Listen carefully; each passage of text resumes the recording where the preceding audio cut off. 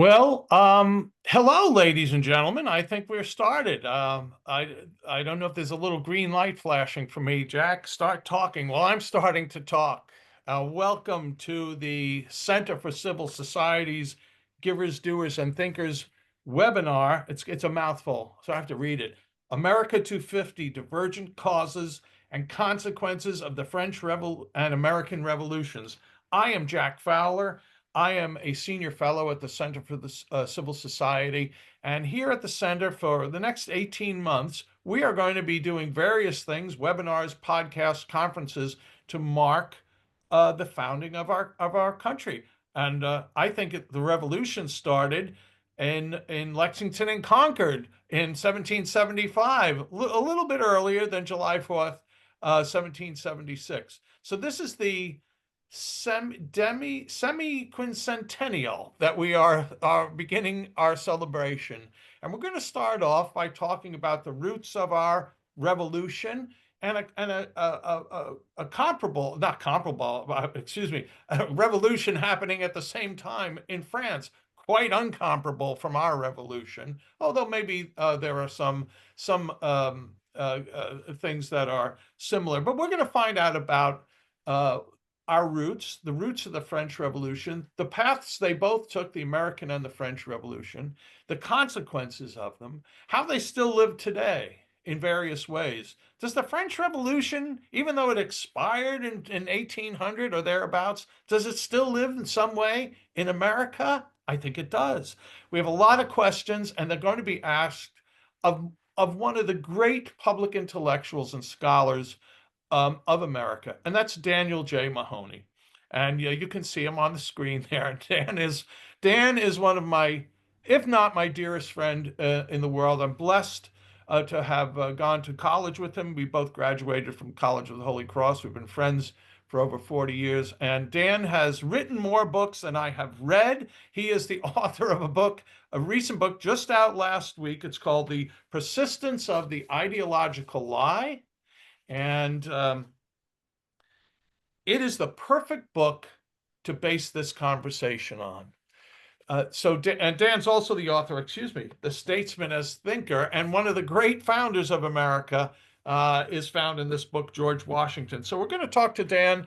I have a number of questions, and I want you to know, folks, if you have questions you'd like asked over the course of today's discussion, please put them in the question box, and I will try to get to them. So you'll see in the chat, we'll have bios of Dan and where you can buy his books and find out more about him.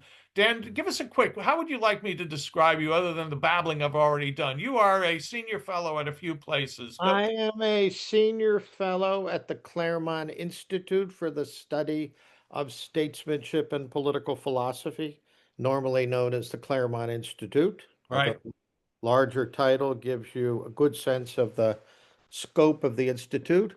I am, as of this month, a senior visiting fellow, which means I'll be teaching regularly in the graduate program at Hillsdale College, the Vanderbilt graduate program, master's program, also giving some public lectures every year under the auspices of Hillsdale College.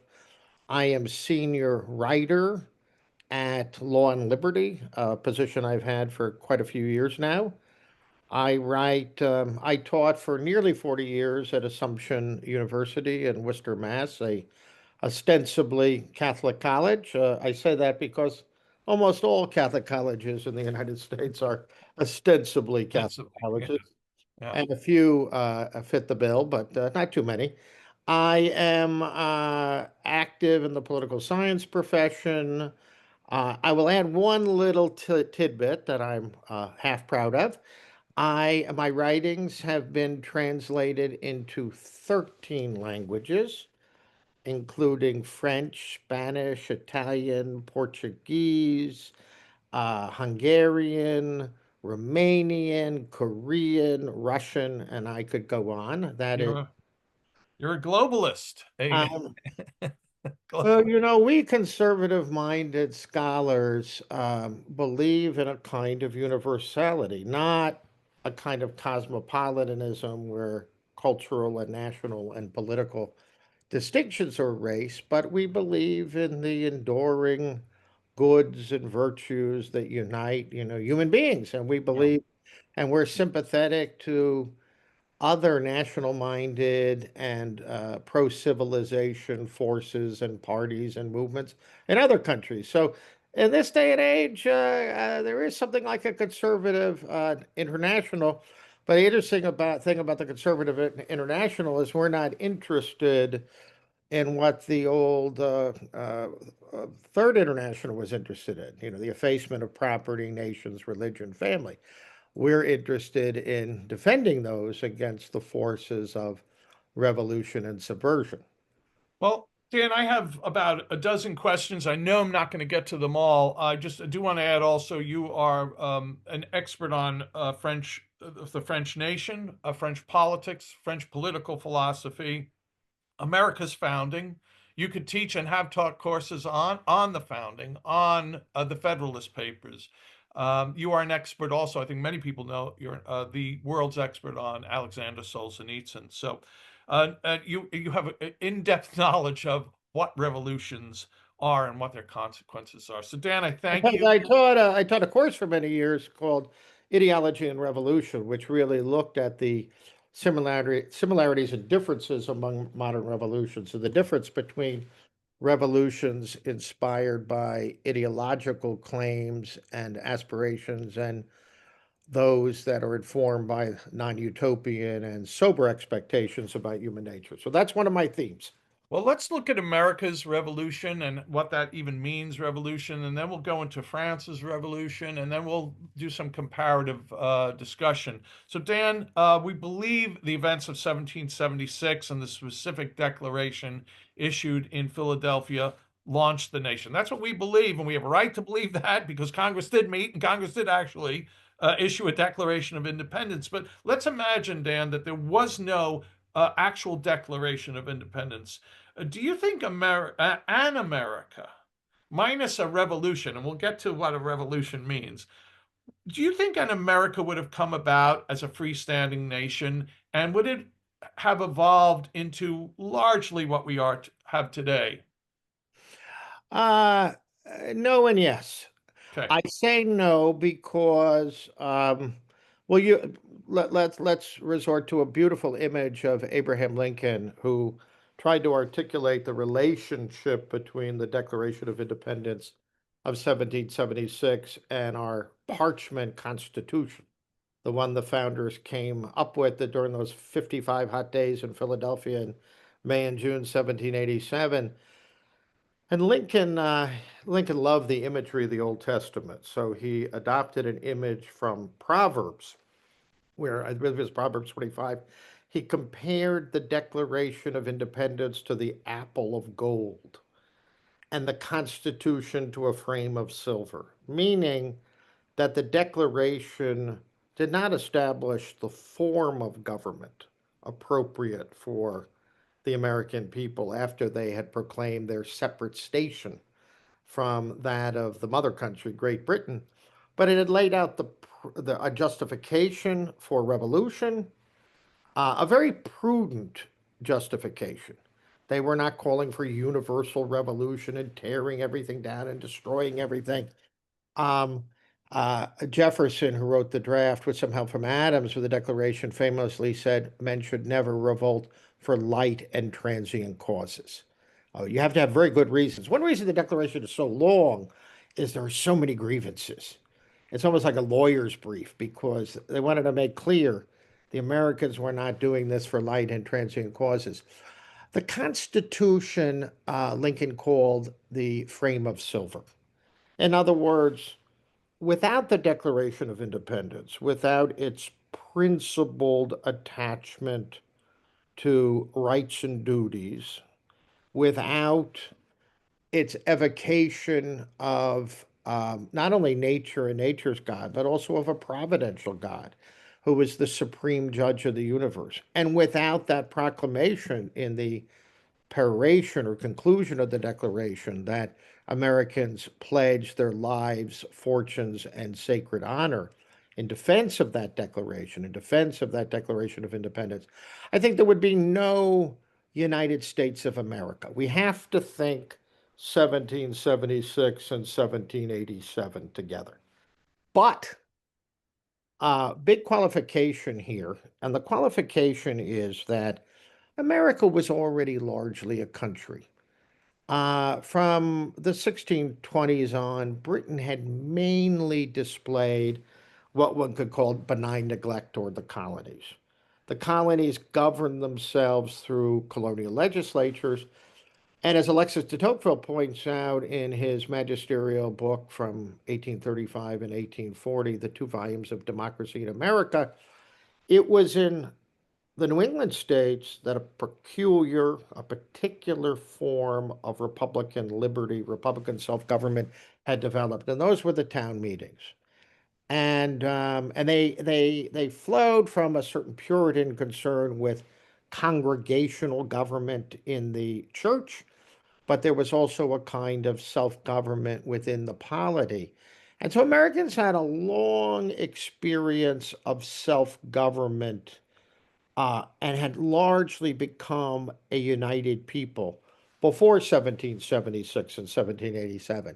So we don't want to say the country was founded like a tabula rasa or creation ex nihilo in 1776 and 1787. On the other hand, our political order, our self-conscious political order flowing from the principles of the Declaration, but given institutional forms that aim to provide both energetic and strong government, but limited and free government. And those of you who read the Federalist Papers way back, you probably, if you read them, you probably read two of them, Federalist 10 and 51, which are all about separation of powers and checks and balances and a multiplicity of free religions and a variety of interests. The emphasis was on a kind of pluralism where free human activity balanced other free human activities, where ambition checked ambition, etc. So that idea of a energetic government, unlike the Articles of Confederation, which was no government at all, our first failed constitutional order, all that came together, 1776, 1787, ratified by the states. And yet there's a pre-existing America, and that's the America of the colonies that came together Yeah. in 1775. So the Continental Congress had already met as early as 1774 in Philadelphia. So we never had in this country year zero, zeroism. We Right. never, year zero thinking, that the world began anew in the year zero, the year of our revolution, et cetera, et cetera. Um, and that I think is really, really important. We understood this new political achievement, this test of whether people could govern themselves by reflection and choice and not accident and force. I quote from Hamilton in the first paragraph of Federalist Number One. The founders certainly thought that was a momentous alternative, and this was a world historical moment relevant to all of mankind. But they didn't think that, you might say, the whole inheritance of Western civilization was of no consequence. Right. And that is something that separates our revolution. Yeah. It's a revolution, but it's a conservative revolution. Right. It's a prudent revolution. Well, Dan, could you because I'd like to get your thoughts on how our revolution, which predates the French Revolution, might it have had influence on France? But before we get to that, you've just described what our revolution was like. Could you compare it to two other well-known revolutions? A, the French Revolution. What kind of a revolution was the French Revolution, and what kind of revolution was the Russian Revolution? If we can look at a continuum of Sure. revolution. Well, I should begin by pointing out that there were many people going all the way back to Friedrich Gentz, who was an advisor to Metternich, who translated Burke's Reflections on the Revolution into German, who, and he wrote a little book comparing the American and French Revolution. It's in print from Liberty Fund, and I think it just came out in the Regnery Gateway series with Burke and Mestre. But in any case, Getz's argument is the American Revolution was a good revolution, but it really wasn't a revolution. Why?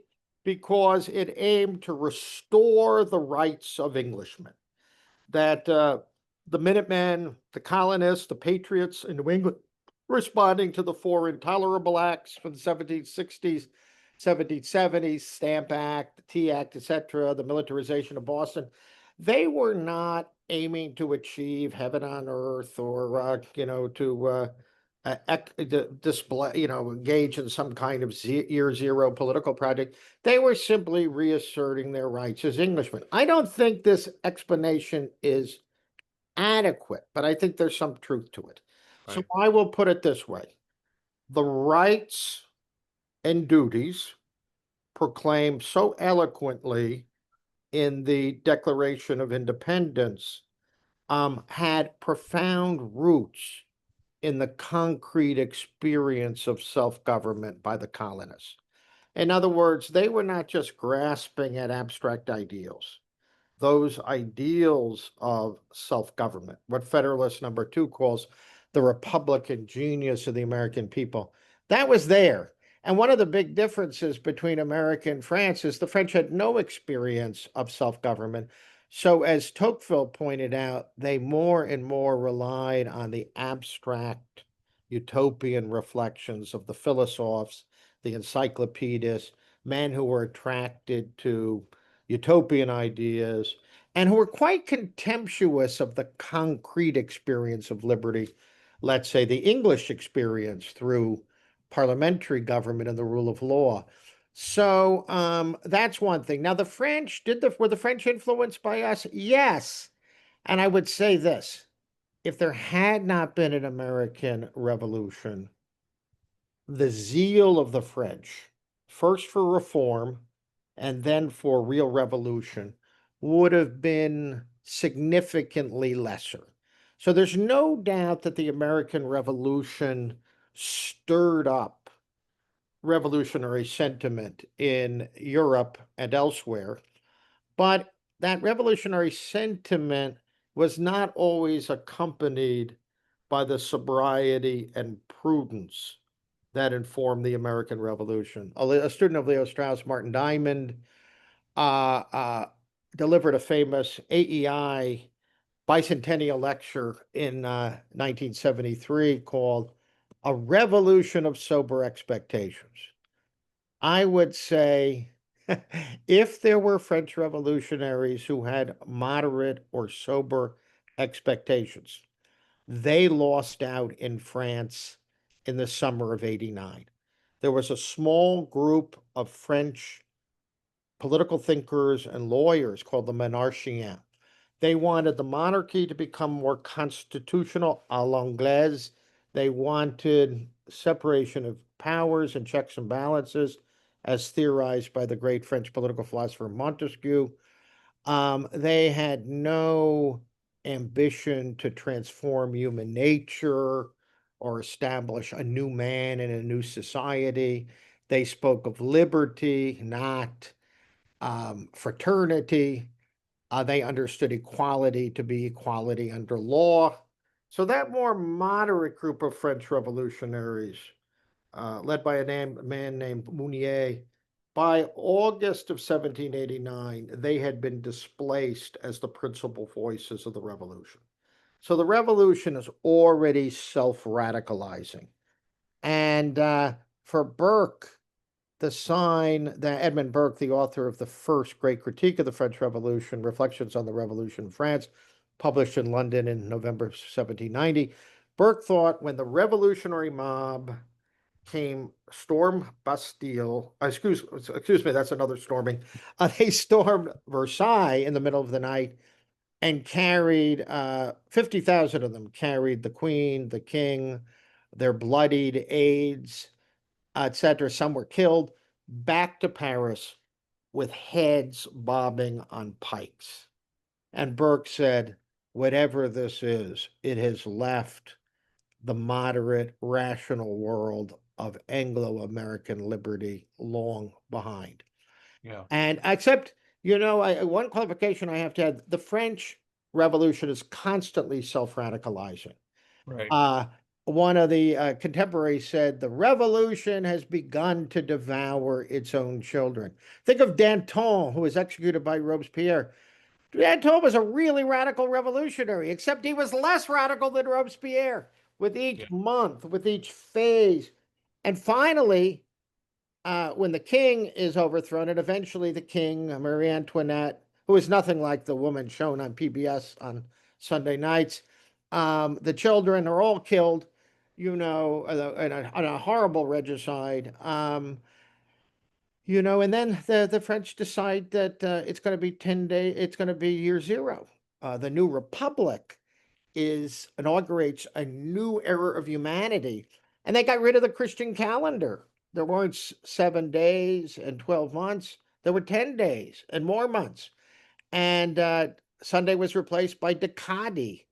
And the Christian God was replaced by the cult of supreme being, etc., etc. So the French Revolution began to take on not only a more uh, totalitarian and terroristic character, but it was more and more informed by talk of rejuvenation, remaking human nature, the language of salvation.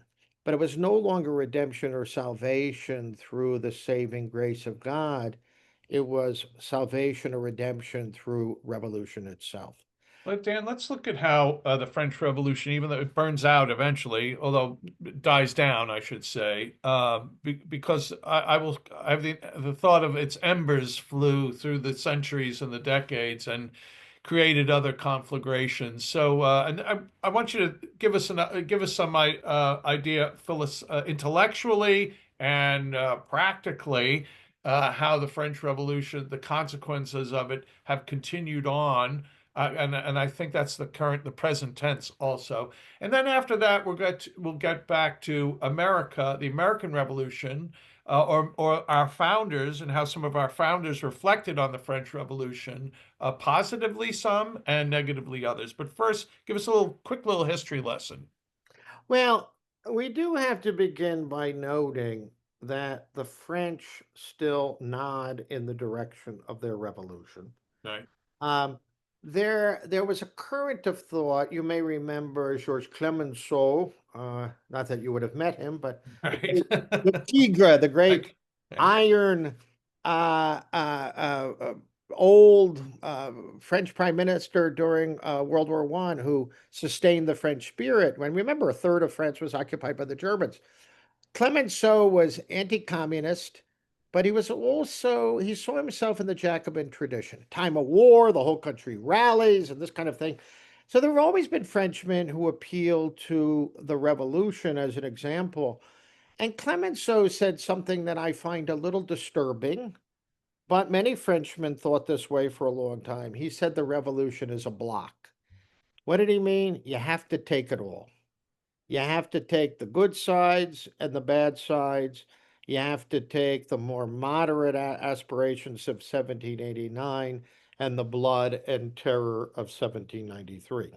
There are others, Tocqueville among them, many more centrist and conservative Frenchmen who want to defend and appeal to principles of liberty and equality proclaimed by the revolutionaries, at least at the beginning, but want to sever it from the self destructive tendencies and proclivities of the revolution.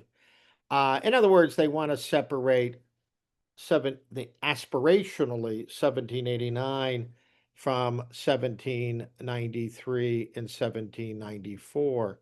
France was divided about the revolution in a way Americans couldn't have been divided, even though there were loyalists here, maybe a third of the population. They were low key. Many of them went to Canada afterwards. Many of them just accepted the new republic. There was no mass terror. A little bit of tar and feathering, perhaps, but not anything like political fratricide. But in France, the revolution increasingly took on not just an anti-clerical cast, meaning there was a reaction to the tight interpenetration of church and state under the French regime, but it started taking on a deeply anti-Christian cast. I already mentioned the cult of the supreme being. Notre Dame was turned into a pagan temple. Um, Priests had to swear loyalty to the Republic, and that meant loyalty to some principles that were hardly concealed in their animosity against Christianity. So the persecution of believers becomes one of the most divisive features of the revolution. I'll give you an example. Maybe up to 30,000 people were guillotined. They used to think 17,000, but probably about 30,000. But 300,000 people in the Vendée, which is a region in the north and uh, and west of France and the Atlantic coast, the Catholic peasantry rose up against the oppression of the revolution. And they sent these petitions to Paris saying, "We want the restoration of the liberties we had under king and church." So that's quite interesting. These peasants, and it really was a peasant-led revolution. The entire province, the French Revolution got rid of provinces. Like we still talk about Brittany, Languedoc, Champagne, Bretagne, but everything was divided geometrically. Another sign of the fanaticism of the revolution. Département, arrondissement, but Vendée rose up and in the zeal to crush the Catholic peasantry of Vendée, 300,000 people perished. Yeah. So that is one of the great totalitarian political crimes of the Yeah. modern period. Um, and of course, all of this self-radicalization of the French Revolution meant that many people who had been sympathizers with it at the beginning became alarmed by its direction. And that Right. was true of many American founders who were angered and alarmed by any identification of the two revolutions. So who were the principal Americans who looked maybe positively or less negatively and at the French Revolution, and some maybe even inspired by it, and who amongst our founders, including I'd love for you to talk about George Washington and Hamilton, what were their views on the French Revolution? Well, that's a great question. I had the great benefit some years ago, some more than some years ago now, probably a good 20 years ago, to go to back-to-back Liberty Fund conference on French views of the American Revolution and American views of the French Revolution. And we read all of these texts in great depth. Yeah, Um, I would say the first and most unequivocal advocate for the French Revolution was Tom Paine, the author of Common Sense. Tom Paine, whom Teddy Roosevelt, who wrote several books about the American founding, including a book on Hamilton, once called a dirty little atheist. And Tom Paine wrote a book called The Age of Reason, mocking the yeah, Bible and right. trying to disprove Christian revelation. So, and Paine, who had met Edmund Burke once or twice, was shocked that Burke, who had been sympathetic to the American cause, didn't exactly support the revolution so much as to say that the English measures against the Americans were utterly counterproductive and unjust. But Paine was alarmed by Burke's reflections on the Revolution in France, and he wrote a book to counter it. And Tom Paine was the first political pilgrim. He Right. went to revolutionary France out of ideological solidarity for the revolution. The problem was Tom Paine was more or less a decent man. And when Louis XVI was put on trial by the National Assembly uh, for treason, Tom Paine got up and said, "Look, he's not a bad man. His family don't deserve to be jailed or imprisoned. He gave great help and support to the American Revolution. Send him to Pennsylvania and let he and his family become Republican farmers." Well, Robespierre's reaction was to throw Paine in prison. Right. And it's very interesting. If you look at the letters and deliberations among Washington's inner circle, especially Gouverneur Morris. By the way, that was his name, Gouverneur. He wasn't the Yeah. governor of New York. He was from New York, and he had a peg leg, and the women loved him in Paris. How all that fit together, I don't know. Right. But he had very lucid, very sober views about the trajectory of the French Revolution. And he told Washington, we should let Paine, we don't want Paine to be martyred, and we don't want him to be killed by the bloodthirsty Jacobins. Let him let him sober up, let him spend 6, 8, 10 months in a Jacobin prison. And that's what happened. Um, Adams, John Adams, was a absolutely determined critic of the French Revolution. He saw it as a form of demagoguery.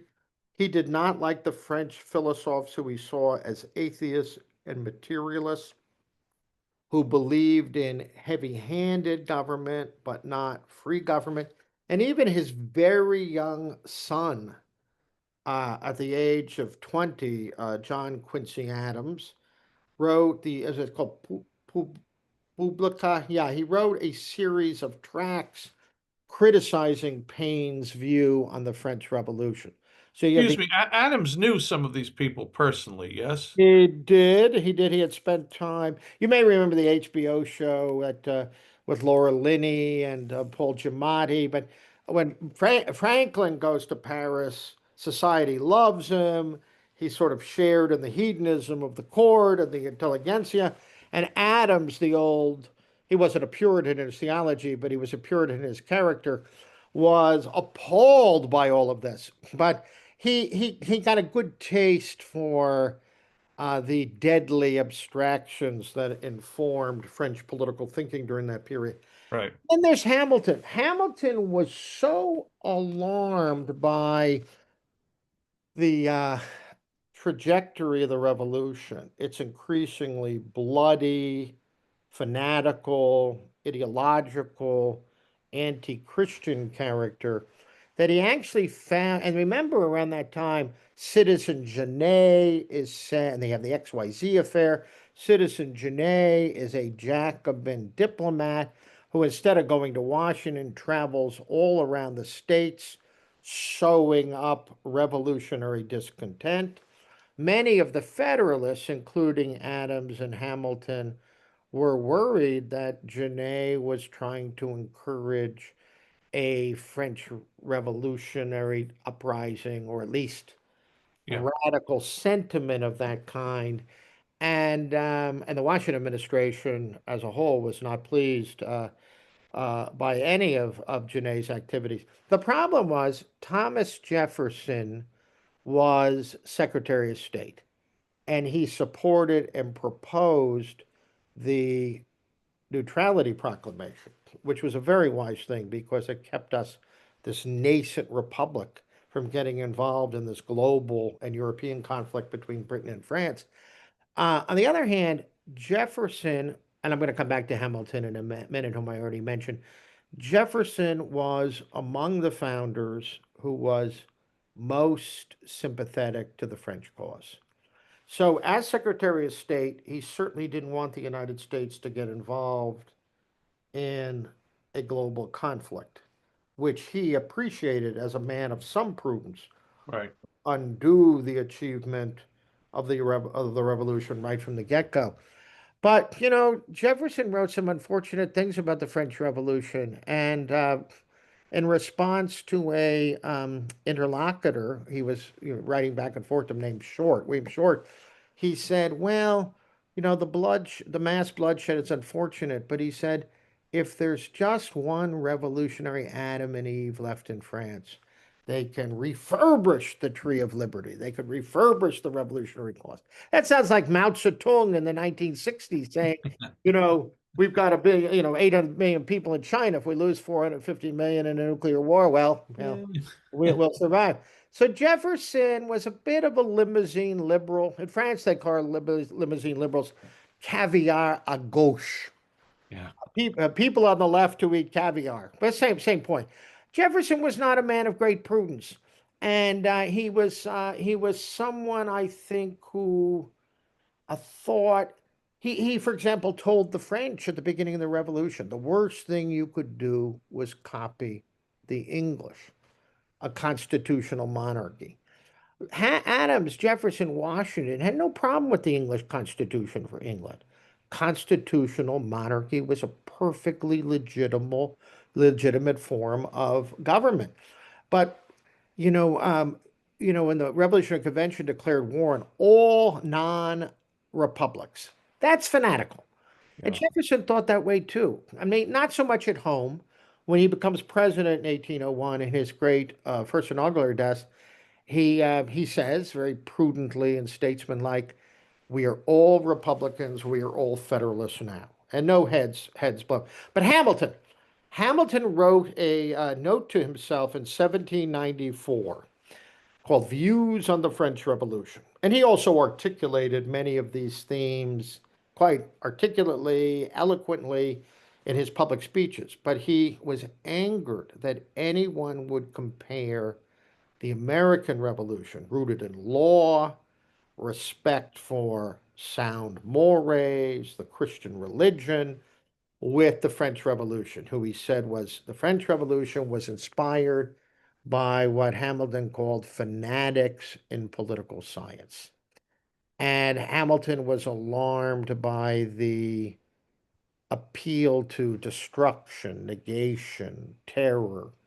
He saw, I think, he and Adams, probably better than any of the other American founders, saw a profoundly totalitarian impulse at work in the French Revolution. You asked me about Washington. Washington, I think, mainly sided his judgments about the revolution, mainly were those of Hamilton and Adams.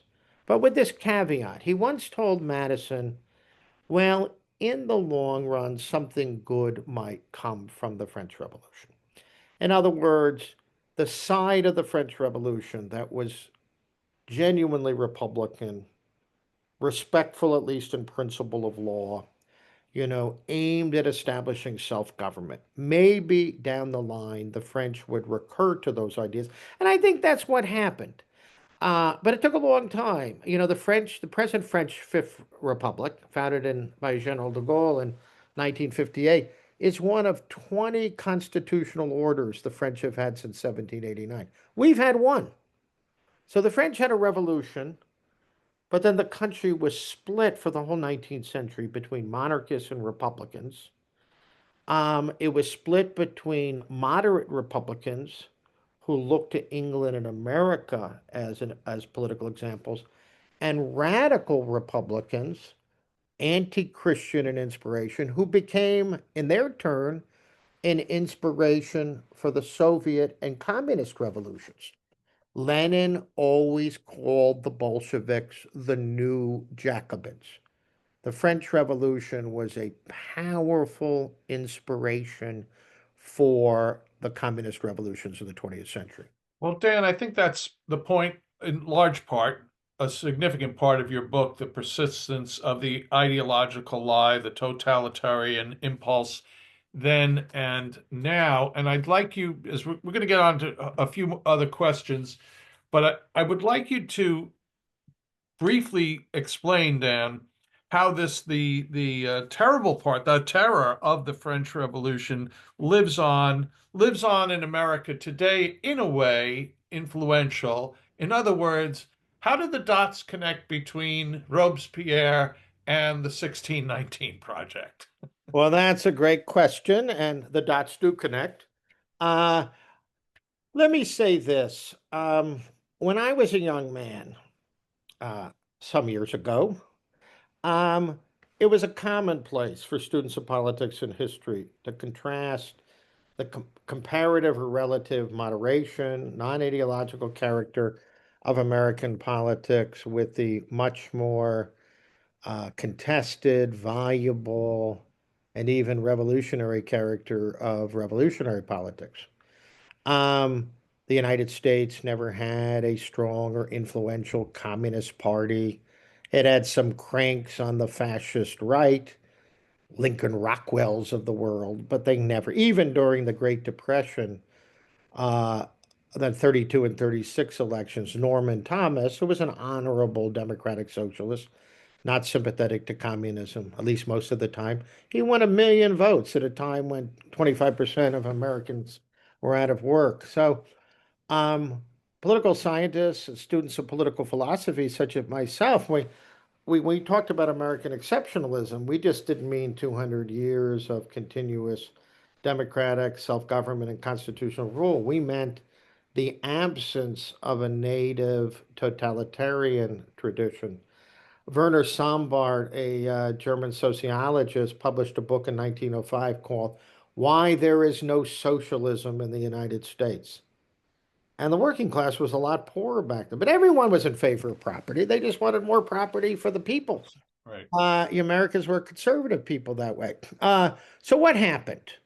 I think a bunch of things happened, but I think um, there were always a segment of the American intellectual class, going back to the French Revolution, as I've already noted, that expressed sympathy for a more radical manifestation of the democratic and revolutionary experiences. Um, you know, Lincoln Steffens was a famous muckraker who wrote about the stockyards in Right. Chicago and workers' conditions in New York. And yet, when he went to the Soviet Union in the 1920s, when you had mass disease and you had war communism and the death of millions of peasants and a draconian and terroristic gulag state taking form under Vladimir Lenin. And Steffens famously said, I have seen the future and it works.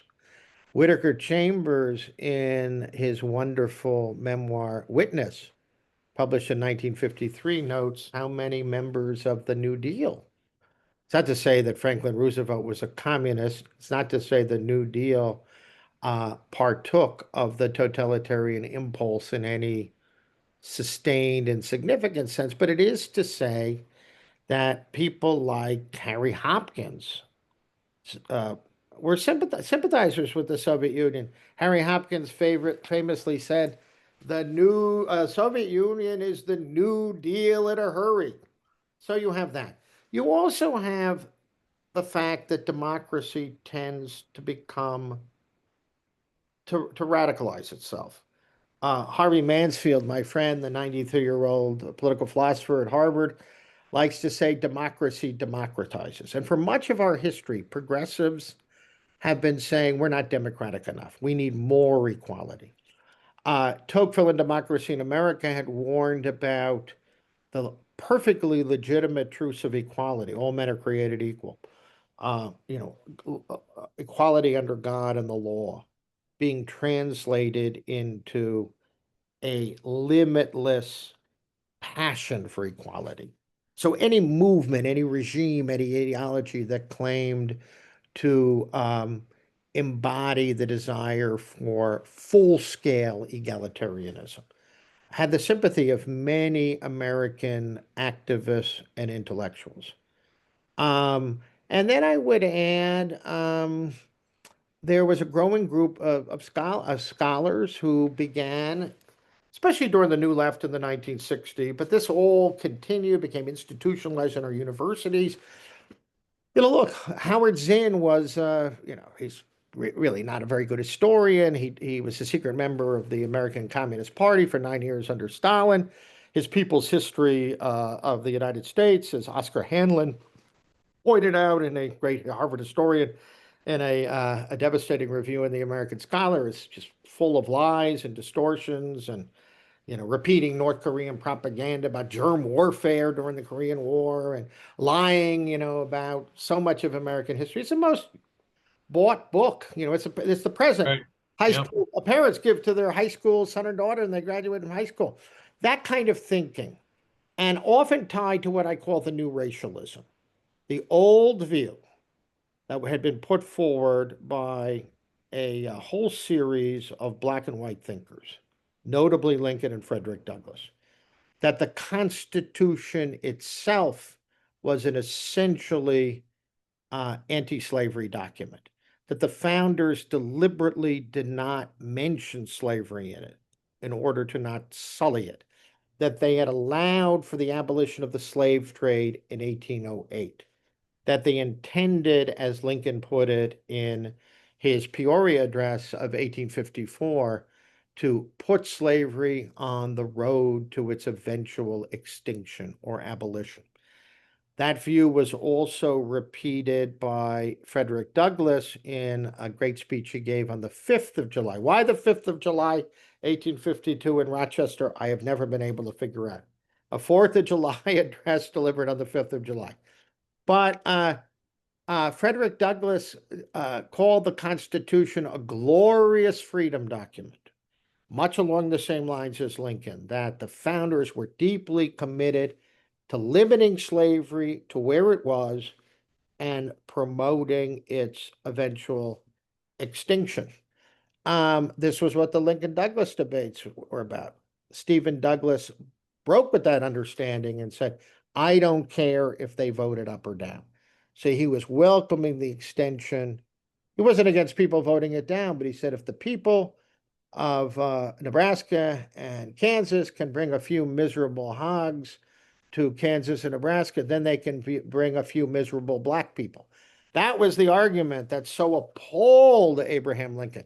So, anyway, what we have in this country now is teachers beginning in kindergarten, college professors for the full length of students' years in college, mainly teaching the view of the American founding put forward by slave drivers, by Justice Taney in the Dred Scott decision. In other words, the view of the founders, the view of Lincoln, the view of Frederick Douglass, that the founders had a conundrum. They wanted to abolish slavery. They couldn't do it immediately in the southern states, but wanted to put it on its way to abolition. That view became forgotten, even though it's the true view, and a view that saw racism as systemic, that saw people of color as permanent victims, largely without civic and moral agency.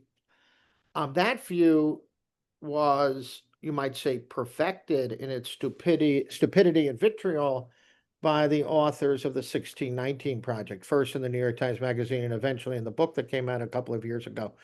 Oh, what a mangled wreck they make of the Declaration. Oh, what a mangled wreck they make of the thinking of Lincoln, who they present as an incorrigible racist who didn't care about slavery. They never quote Lincoln's views on the anti-slavery, Douglas's views on the anti-slavery Constitution. They mock Martin Luther King. Why? Because he believed in the dream that we could judge people by the color, by the content of their character and not the color of their skin. Martin Luther King on the Mall in November 1863, and the 100th anniversary of the Gettysburg death, said, we must live up to the promissory notes, which are the Declaration and Constitution. Not that those promissory notes were bad or racist or evil. They were good, but they had not been sufficiently applied in practice. The change from that view to the view of complete contempt for country, declaring our principles themselves to be incorrigibly racist and unjust, that is the story of the movement from, you might say, the old anti-slavery movement to the self-loathing of a of the new racialism, which is an instantiation of what I call the totalitarian impulse, because it judges people to be bad for who they are and not what they have done. Yeah, white people are incorrigibly, ontologically evil. That is the deep, corrosive, repulsive core of the teaching of the 1619 Project. Dan, I'd like to make a quick commercial announcement. The Center for Civil Society and its Givers, Doers, and Thinkers podcasts have a new season has started. The great Jeremy Beer has just, I think, 2 days ago, or maybe it was yesterday, his discussion with Pulitzer Prize historian Walter McDougall is out. So go to the Center for Civil Society's website. You'll find the link for the podcast there, although maybe it's up there in the chat. And also, if you're not a subscriber to Civil Thoughts, the free weekly email newsletter that the center puts out, actually, I write it, do sign up for that, civilthoughts.com. Dan, we have about 10 minutes left, and I want to try and get in two questions to you of the many more I have, but we'll stick with two. You know, a little bit of knowledge is a dangerous thing. You watch Casablanca and you think, yeah, liberté, égalité, fraternité is a French equivalent of what we believe life, liberty, and the pursuit of happiness. I think you've probably come across that in your 40 years of teaching, that there some students might have this thought, oh yeah, we're the same. They just ours is just that's how you say it in French. That's not true, is it? No, it's not true. Solzhenitsyn gave a great speech at the Vendée in 1993, Reflections of the Vendée Uprising, where he talked about, you know, turning fraternity, brotherhood, into a reigning political principle inevitably points in a totalitarian direction. By the way, I believe friendship, civic fellow feeling is a part of legitimate patriotism in politics. But the coercive effort to make everyone comrades and citoyens, to put an artificially coerced understanding of fraternity and brotherhood above the ordinary bonds that connect free citizens in a free nation is very dangerous indeed.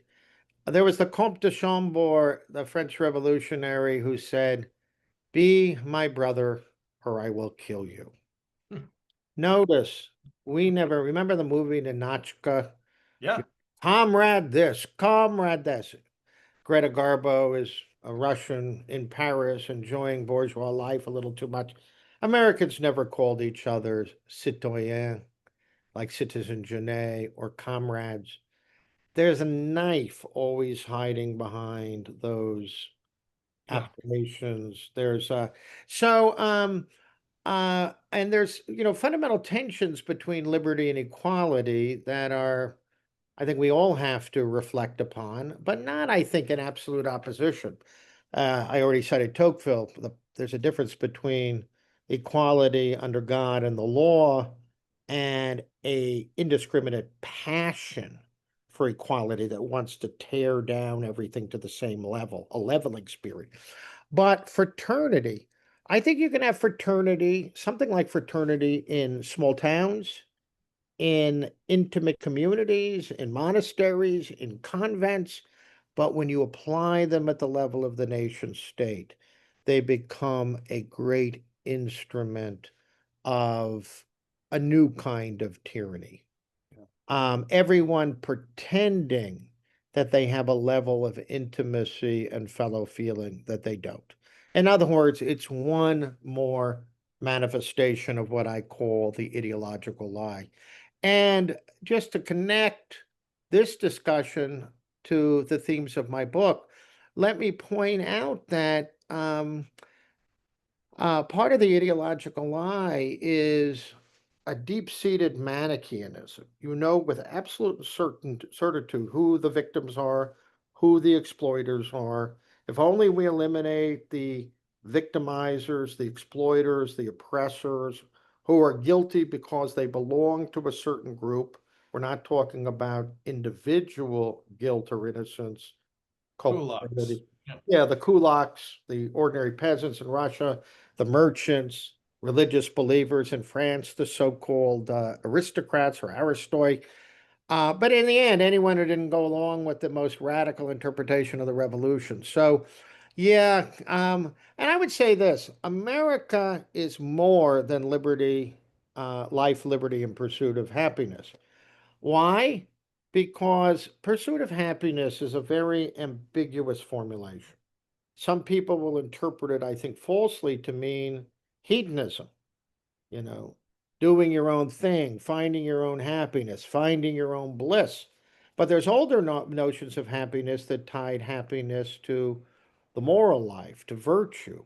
Aristotle says the virtuous man is ultimately the happy man. So I'm not saying the American founders advocated moral relativism, but I would say look at the Declaration of Independence. It's not just about protecting our rights and affirming the truth of life, liberty, and pursuit of happiness. It's also about our duties. It's also the tone is very civil and high minded.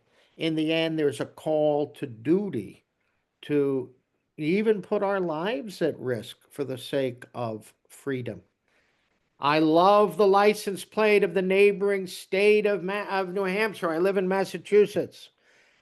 Live free or die. Yeah. And by the way, that doesn't mean I'm going to run around killing other people for heterodox ideas. It means I'm going to fight, if need be, for the preservation of an honorable country dedicated to life, liberty, and the pursuit of happiness, but also to the goods, religious freedom, the goods, the pursuit of education and truth. All of those things are part of our political order. So I would say, we kind of have a surplus of rights talk today, which is all to the good as long as it's been accompanied by a sense of duty and obligation. The great Viktor Frankl, author of a memoir about survival in the camps, Man's Search for Meaning, once came to the United States, and on television in 1966, he was asked, well, what do you recommend to America? And he said, well, you have that beautiful Statue of Liberty. Build a statue of responsibility on the West Coast. Well, I don't think it would work out in California too well.